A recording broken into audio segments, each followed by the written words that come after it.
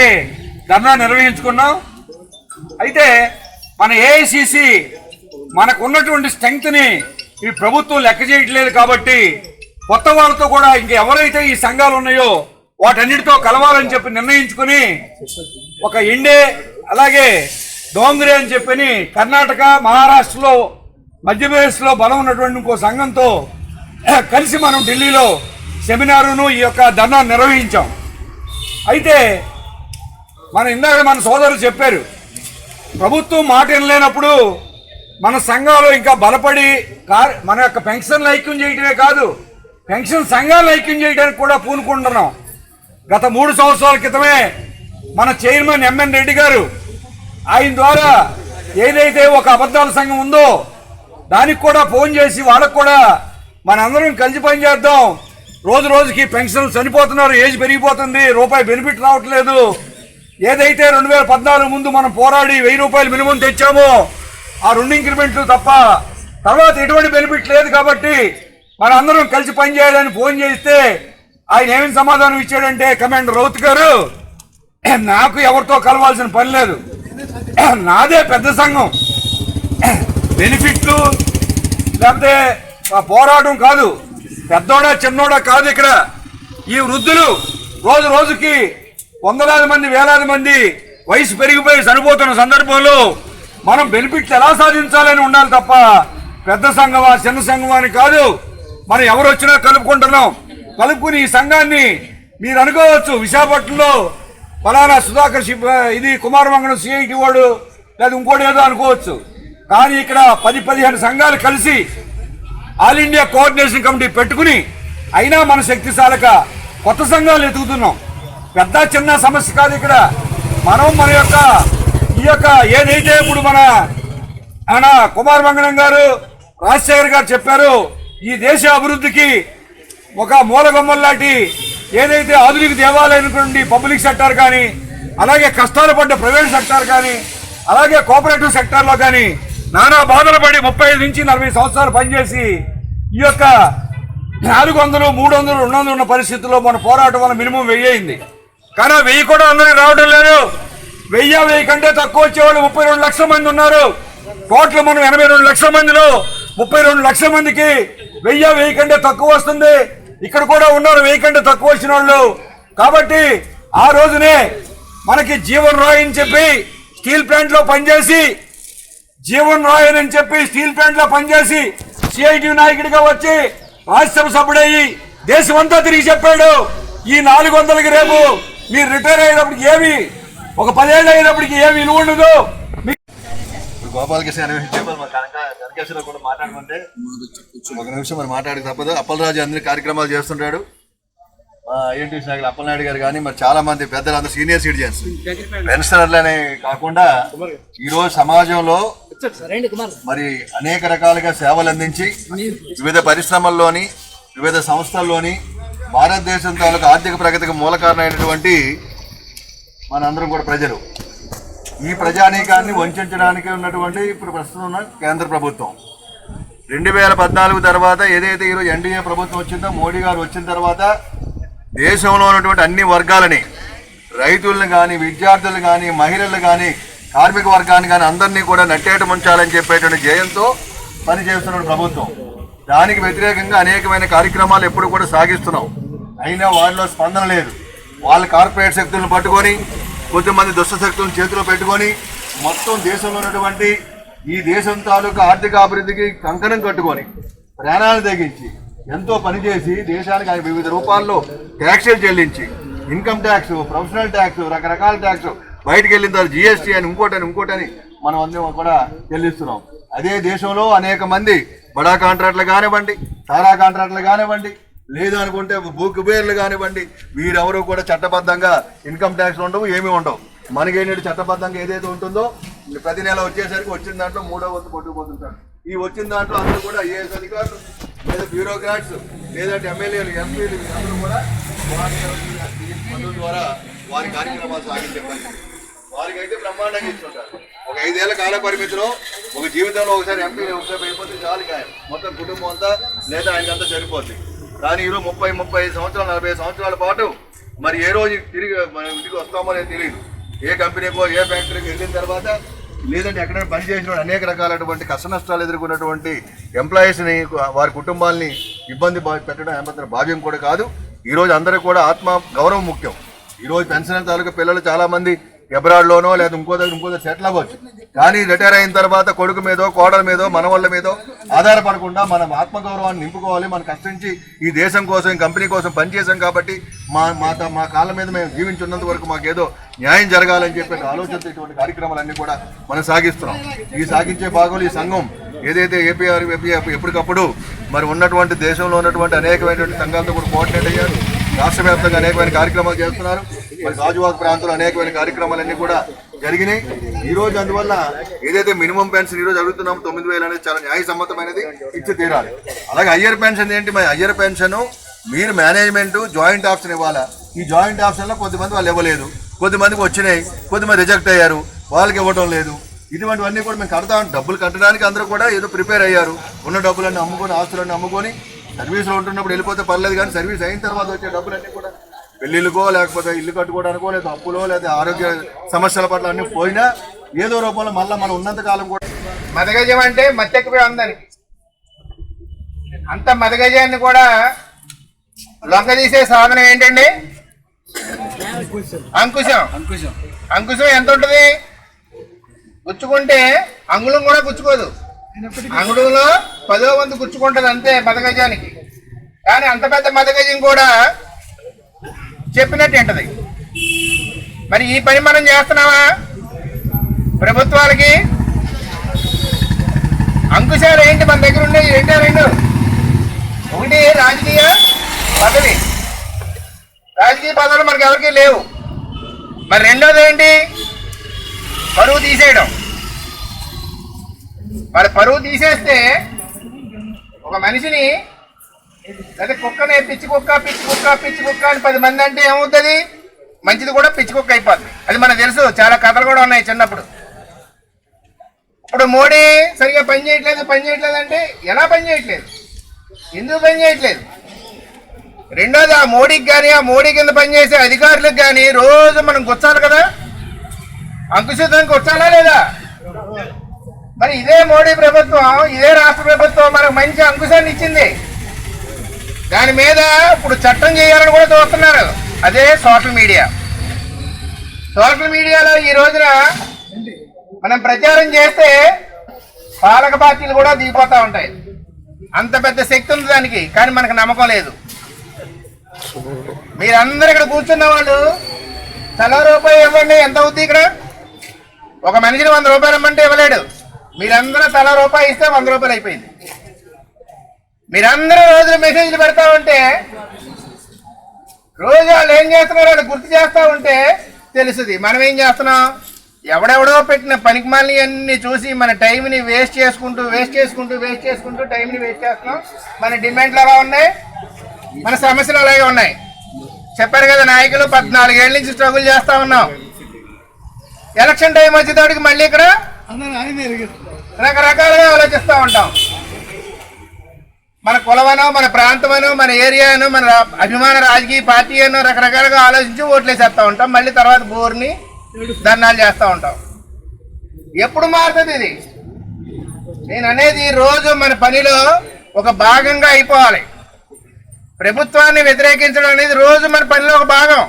ఉదయాన్నే లేవగానే బ్రష్ ఎలా పట్టుకుంటామో, ఈ రోజున బ్రష్ కూడా కాదు, ఉదయాన్నే లేవగానే సెల్ ఫోన్ పట్టుకుంటారు. సెల్ ఫోన్తోనే వాష్రూమ్కి వెళ్ళే పెద్ద మనుషులు ఉన్నారు. మరి ఇంత ఎడిక్ట్ అయిన వాళ్ళు అదే ఆయుధాన్ని ఉపయోగించి ఆ మోడీ గారికి, ఆ చంద్రబాబు గారికి, లేకపోతే ఆ ఎమ్మెల్యేలకి, ఎంపీలకి మనం ఎందుకు బుద్ధి చెప్పలేం? ఒకరినైతే గుర్తు పెట్టుకుంటారు. నేను డీసీఎస్ వెంకటరావు, నేను రోజు మెసేజ్ పెట్టాను అనుకోండి, వీడెవడో డీసీఎస్ సంగతి చూడండి, పోలీసులు చెప్పడం, లేకపోతే ఏదో సంథింగ్ హెరాస్మెంట్ ఉంటుంది అనుకుందాం. వేల మంది, లక్షల మంది, కోట్ల మంది ఏం చేయగలడు? చచ్చినట్టు మన డిమాండ్లు మనం అనుకున్నట్టు కాకపోయినా కొంతవరకైనా పరిష్కారం అవడానికి అవకాశం ఉందంటే లేదంటారా? నేను చెప్పేది ఒకటే, ఇక్కడ ఉన్నారు మన వైజాగ్ ఆపరా అని యూట్యూబ్ ఛానల్ పెట్టాం. ఎంతమంది సబ్స్క్రైబ్ అయ్యారు? ఏమనుకోకుండా చెయ్యొద్దండి. ఇదేం పోటీ కాదు. చూసారా 90% మన ఛానల్ మనమే చూడలేదు, మన వార్తలు మనమే చూడలేదు. నీ వార్తలు నువ్వు చూడనప్పుడు నీ వార్త పక్కింటోడికి ఆయనకి ఎందుకు అవసరం?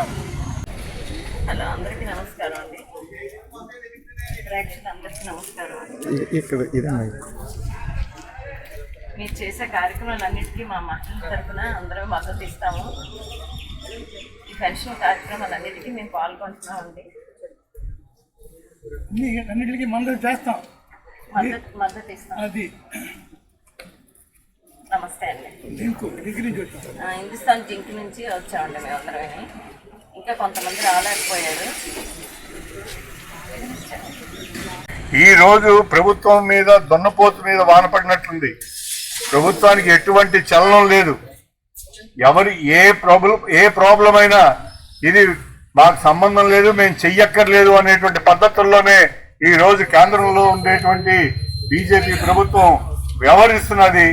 ఆ వ్యవహరిస్తున్నటువంటి విధానానికి వ్యతిరేకంగా అన్ని తరగతుల ప్రజానీకం కూడా రోడ్ల మీదకి వచ్చినటువంటి పరిస్థితి. ఇవాళ కార్మికులు రోడ్ల మీదకి వస్తున్నారు, రైతులు రోడ్ల మీదకి వస్తున్నారు, వ్యవసాయ కార్మికులు రోడ్ల మీదకి వస్తున్నారు, గ్రామీణ ప్రాంతంలో ఉండేటువంటి ప్రజలు రోడ్ల మీదకి వస్తున్నారు.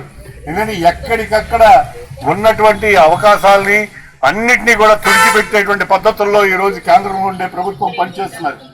అందులో భాగమే మన్రేగా అంటే గ్రామీణ ఉపాధి హామీ పథకం అనేది ఏదైతే ఉందో ఆ గ్రామీణ హామీ పథకాన్ని కూడా ఈ రోజుని నిర్వీర్యం చేసి 100 రోజులది 125 రోజులు చేసామని చెప్తున్నారు.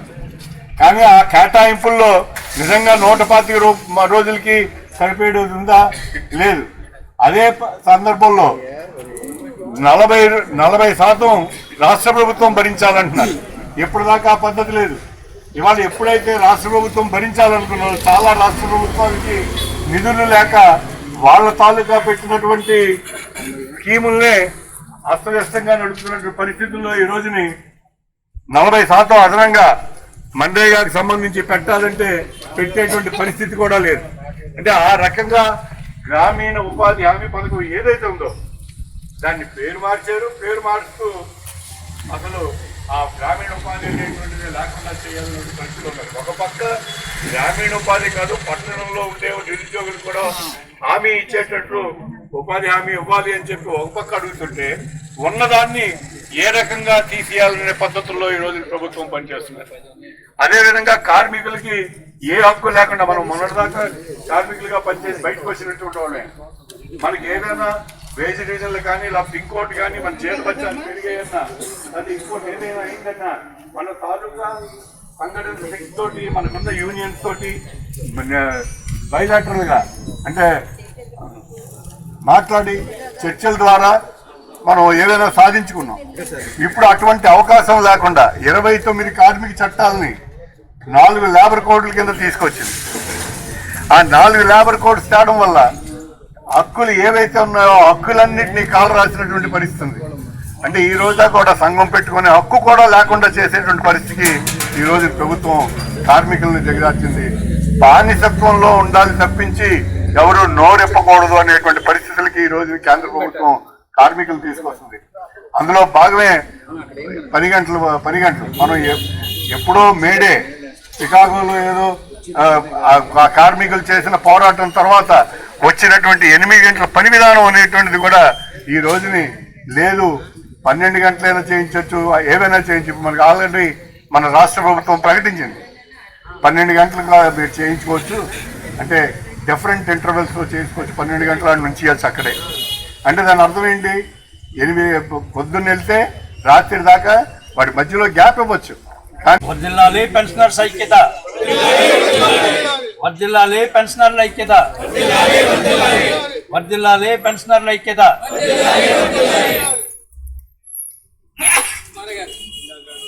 అధ్యక్షుడు కుమార్ మంగళం గారు, అలాగే వేదిక మీద ఉన్న వివిధ సంఘాల నాయకులు, సోదరి సోదరుల,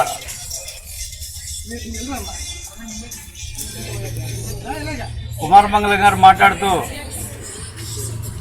చాలా విషయాలు మీ ముందు ఉంచాను.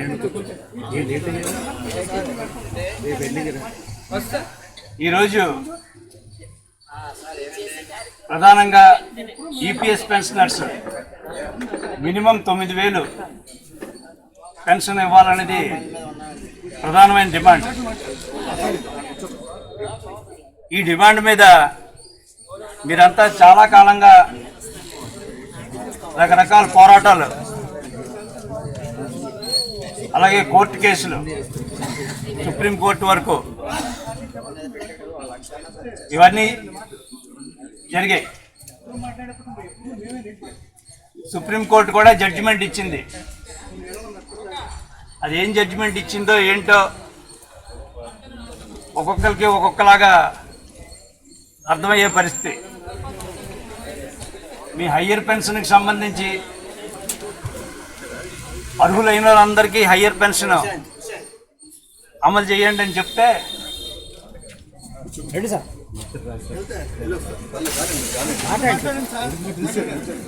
మంత్రి రాజశేఖర్ గారు వేదిక మీదకి రావాల్సింది.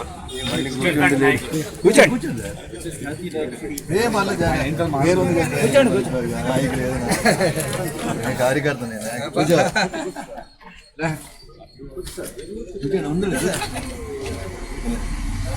మొన్నటి వరకు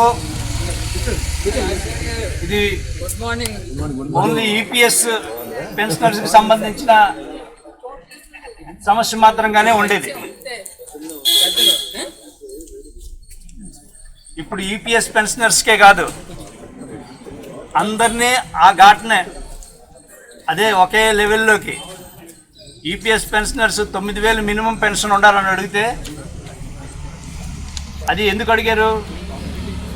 ఆల్రెడీ కేంద్ర ప్రభుత్వ ఉద్యోగులకి, కేంద్ర ప్రభుత్వ పెన్షనర్స్కి 9,000 పెన్షన్ అనేది ఈరోజు మినిమంగా ఉంది.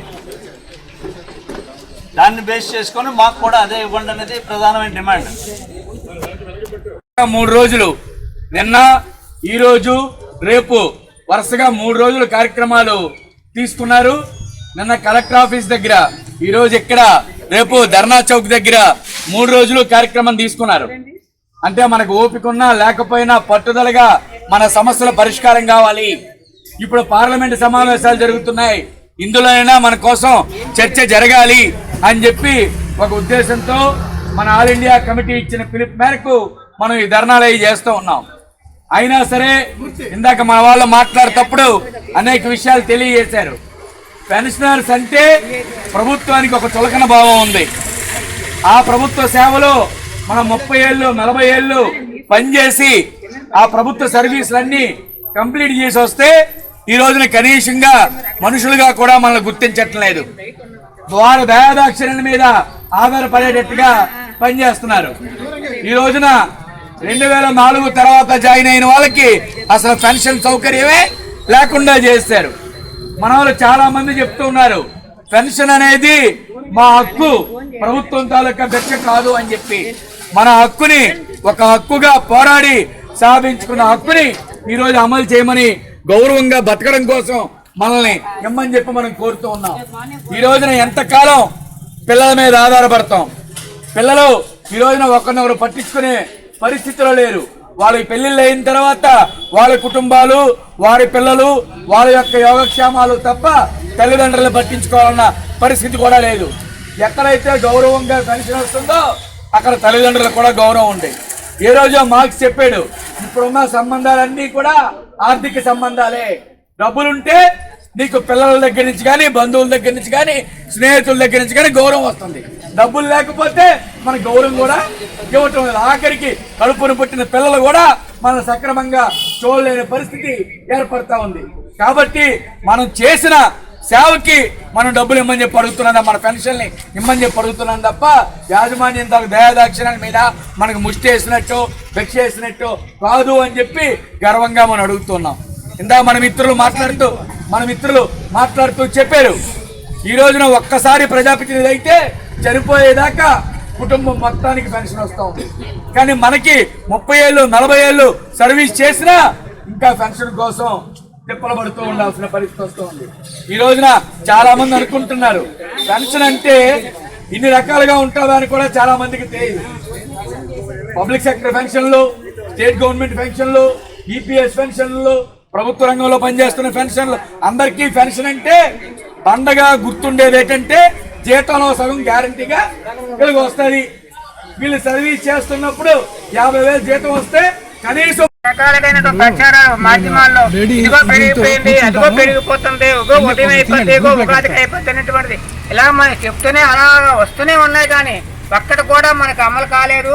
దీన్ని చూసి చాలా మంది కార్మికులు ఏదో వచ్చేసి ఆశపడిపోయి ఇదిగో రేపు అయిపోతుందటనే మాకు ఫోన్లు, ఇదిగోండి ఇది అయిపోయిందటనే చేయడం, అలాంటిది ఏమీ కూడా చేయలేదు. అది మనం చాలా మంది కూడా చెప్తూనే ఉన్నాం. ఇది నమ్మొద్దు. ఇది మోడీ గవర్నమెంట్ లో ఉన్నటువంటి తాబేదారులు, మోడీ గవర్నమెంట్ ఉన్నటువంటి కొంతమంది అనుకూలంలో ఈ రకమైన ప్రచారం పెడుతున్నారు. ఇది నమ్మొద్దని కూడా గతంలో చాలాసార్లు చెప్తే ఇప్పుడు కూడా ఇంకా పెడుతూనే ఉన్నాం. ఉదయం నాకు ఒక ఆయన ఫోన్ చేశారు, ఏమంటే సిబిటిసి మీటింగ్ 12 తారీఖున ఉందట, ఎమర్జెన్సీ మీటింగ్ అటెండ్ అని అన్ని ఫోన్ చేశారు. ఏమో నాకైతే తెలియదయ్యా, నేను వాళ్ళు మీటింగ్కి వెళ్తున్నాను, మా నాయకత్వం ఈ రకం 3 రోజులు 10, 9, 10, 11 తారీఖుల్లో మాకు మీటింగ్లు ఏర్పాటు చేశారు. 12 తారీఖున దేశవ్యాప్త సమ్మె ఉంది, దాని మీద అంతవరకు మాకు తెలుసుకొని మీరు చెప్పింది మాకు అర్థం అవ్వలేదని చెప్పడం జరిగింది. ఈ రకమైనటువంటి మోడీ గవర్నమెంట్లో ఉన్నటువంటి కొంతమంది ముఠా నాయకులు తయారయ్యి ఈ రకంగా మనల్ని ఇబ్బంది పెడుతూ ఉన్నారు. ఈ రకంగా ఇబ్బంది పెడుతూనే ఉన్నారు. కాబట్టి అది చూసి మనం మోసపోవద్దని మన ఫంక్షన్లందరికీ విజ్ఞప్తి చేస్తూ ఉన్నాము. అలాగే ఇప్పుడు మోడీ గారు తెచ్చినటువంటి రేపు 12వ తారీఖు జరగబోయేటువంటి సమ్మె, ఎందుకంటే అది 4 లేబర్ కోడ్లు అయినటువంటి ఇప్పుడు గవర్నమెంట్ తీసుకొచ్చింది. తీసుకొచ్చిన దాని మీద ఉన్నట్టు కొన్ని అంశాల మీద మరి కొన్ని విషయాలు మేము చెప్తాము. ఇవాళ కార్మికుడికి ఒక పరిశ్రమలో పనిచేస్తే ఆ పరిశ్రమలో పనిచేసినటువంటి వాళ్ళు ఒక యూనియన్ పెట్టుకోవాలి, కార్మిక సమస్యల పరిష్కారం కావాలి, జీతభత్యాలు పెరగాలి అనేటువంటి ఉద్దేశంతో ఒక యూనియన్ పెట్టుకుంటే గతంలో 7 యూనియన్ పెట్టుకునేవారు. ఇవాళ అది 100 మందికి సంతకాలు ఉంటే కానీ 100 మందిని ఆమోదిస్తే కానీ ఇవాళ ఆ యూనియన్ పెట్టుకోవడానికి అవకాశం కూడా లేకుండా చేశారు. అలాగే ఒకవేళ తిరుగుతున్నటువంటి కంపెనీలో కానీ ఫ్యాక్టరీలో కానీ ఒక సమస్య వచ్చినప్పుడు మేనేజ్మెంట్కి యూనియన్లకు వచ్చిన సమస్యని ఆ సమస్య వస్తే ఆ సమస్యను పరిష్కారం చేయాలనేటువంటిది లేబర్ కమిషనర్ దృష్టికి తీసుకెళ్తే ఒకసారి అటెండ్ అయితే ఒకసారి మేనేజ్మెంట్ లేబర్ కమిషనర్ దగ్గర సమస్యలు చర్చలకు ఒకసారి యూనియన్ నాయకులు అటెండ్ అయితే దాన్ని మేనేజ్మెంట్ చెప్పినటువంటి అనుకూలంగా ఉన్నటువంటి దాన్ని అమలు చేయడం తప్ప దాని వేరే మార్గం లేదనేటువంటిది ఒక చట్టంలో ఉన్నట్టు పెట్టడం జరిగింది.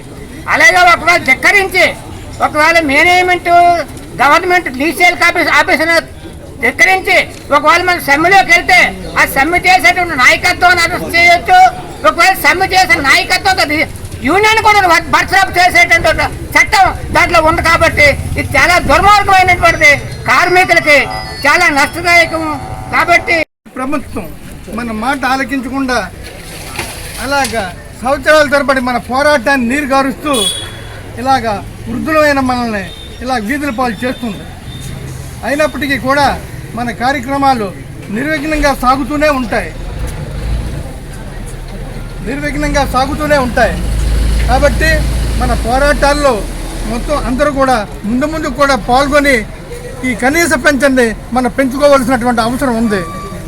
మనం గతాలుగా లాస్ట్ టైము ఢిల్లీ వెళ్ళి ఈ కనీస పెన్షన్ని అప్పట్లో 600, 700, 800 ఉన్నటువంటి పెన్షన్ని మన పోరాటంతోనే 1000 రూపాయలు సాధించుకున్నాం. అయినప్పటికీ ఆ 1000 రూపాయలు కూడా అందరికీ న్యాయం జరగలేదు. ఇప్పుడు మనం ఏదైతే కార్యక్రమాలు చేపట్టి మన కనీస పెన్షన్ 9000గా అడుగుతున్నాం. గతంలో కూడా హామీలు ఇచ్చినటువంటి ప్రభుత్వాలు వెనక్కి పోతూనే ఉన్నాయి. ఇప్పుడు మనకి కోటి పెన్షన్ సంఘాలు మనకి తయారయ్యాయి. నాక్ అనేటువంటిది రావత్ గారు సంవత్సరాల తరబడి కార్యక్రమాలు చేస్తున్నారంటే అది మన పెన్షనర్ కోసం కాదు. అది ఏంటంటే ఇప్పుడు మోదీ గారి ప్రభుత్వానికి అది అనుకూలంగా ఆయన కార్యక్రమాలు చేస్తున్నారు. 7 సంవత్సరాలు చేయవలసినటువంటి అవసరం ఏముంది? పెన్షనర్ సంఘాలతో కలిసి వస్తే ఎప్పుడో మన పెన్షన్ సాధించుకునేవాళ్ళం.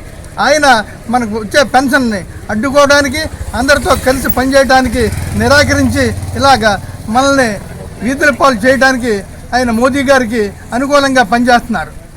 అయినప్పటికీ కూడా పెన్షన్లో ఈ బడ్జెట్లో ఏదో మనకు ఒరుగుతుందని మనం ఆశించాం, కానీ అది ఆశానికి మనకి నిరాశనే కలిగించింది.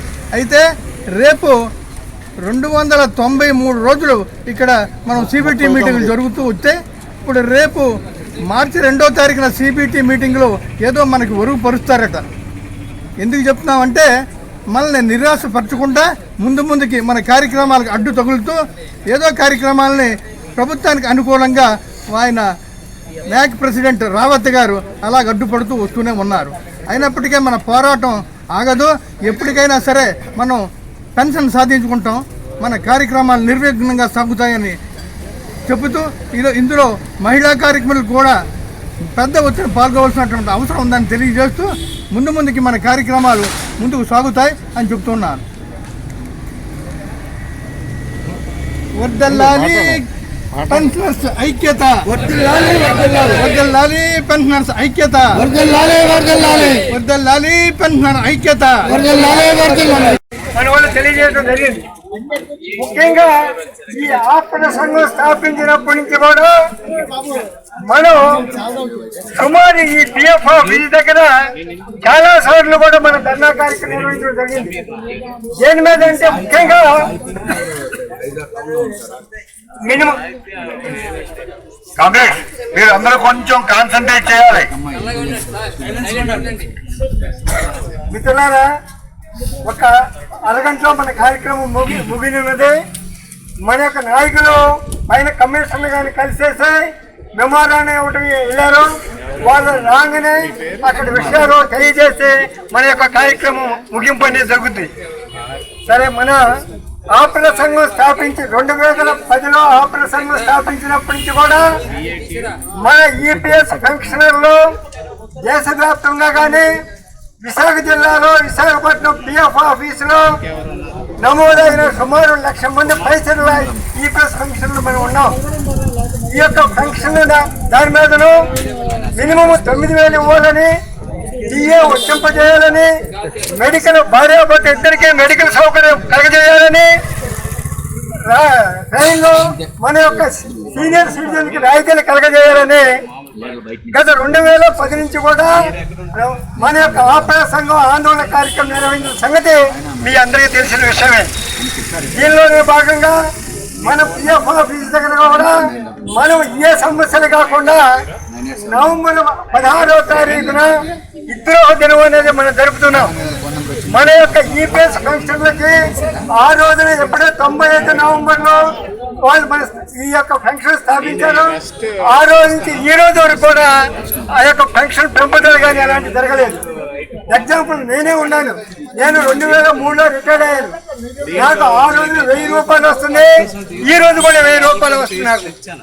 నేను బిహెచ్పిలో 31 సంవత్సరం సర్వీస్ చేశాను. కాబట్టి మనం ఈపీఎస్ పెన్షన్ దేశవ్యాప్తంగా ఉన్న అందరూ కూడా ఒక ఐక్యత మీద, ఒక తాటి మీద, మన సమస్యల మీద మనం కార్యక్రమాల నిర్వహణ అనేది చేస్తున్న సంగతి మీకు తెలుసు.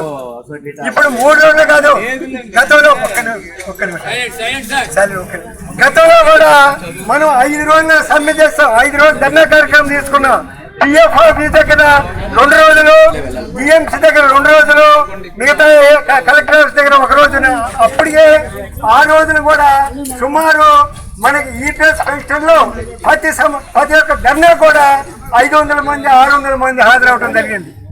కారణం ఏంటంటే ఆ రోజున కూడా మనం తప్పకుండా సాధించుకోవాలి, మన పెన్షన్ పెంపుదల చేసుకోవాలని ఒక దృఢదీక్షతో ఆ రోజు మనం పనిచేయడం జరిగింది. అదే రకంగా ఈ